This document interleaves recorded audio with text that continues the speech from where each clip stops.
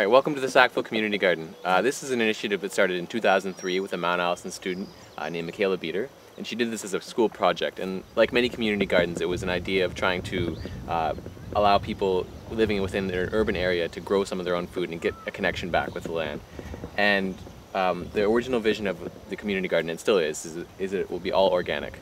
So as well as giving people food, that they can grow themselves and have some satisfaction there, it's educating them about the organic movement in Canada and beyond. So the community garden started, I guess, as a way of providing food for people who couldn't afford organic produce. So the original vision was to have a community patch where everyone in the community donated their time and effort to the community garden, in which and the food that was produced would go to the food bank. Now that, over the years, became a little bit difficult to sustain because volunteers come and go and people want to have a bit of a more stake in that. So what ended up happening, people in town like Ramsey Hart and Nick Basque, people who were having a huge role in the community garden, decided that it would be better for people to have their own plots. And so now you can see around the garden we have these little raised beds. Each plot is rented by a person for the season, and they can grow their own produce and do whatever they want with it. We still have community patches in the corners there, but it's not as big of a component anymore. This year we're really fortunate because the community garden before was a bit on the periphery of Sackville, but now with input from the town of Sackville and leadership from people in Renaissance Sackville, a nonprofit organization, we're having this land here, which is donated by the town of Sackville, which is a permanent site. So now we are almost officially part of the town, which is an exciting time for the garden, because before we were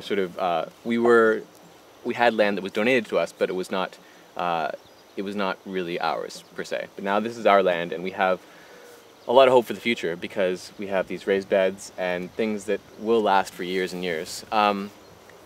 So yeah, I mean, it's an exciting time for the garden, and my vision for the future, I'm not sure exactly what it will be, but like what I was saying about community involvement, the real vision of a community garden is to build a sort of culture surrounding gardening and surrounding agriculture. So you have a meeting place where kids can come and learn, and people can grow their own food, and people can just walk around the garden and enjoy the flower beds that we'll hopefully have put in later, and just use it as a meeting place as well as a utilitarian use for making your own food, growing your own food. And that's one of the things that's really exciting about any community garden, is that you can have anybody, any age, any affiliation, any level of involvement can enjoy a community garden. You can have people, younger kids, just coming in, learning about planting some seeds and becoming excited about gardening that way. You can have people who are renting several plots and growing a lot of their own food, or you can have people who are interested in teaching other people. We have local farmers and local gardeners, biology professors who are willing and able, and will be teaching workshops this summer to let people know about things like composting, organic gardening techniques, that sort of thing. So I guess the vision for the community garden is whatever the community wants to take it. My role, and any coordinator previous's role, has been to just sort of channel people's input and their ideas and turn it into something that will keep going year after year and be a beautiful place for people to come garden and spend their time.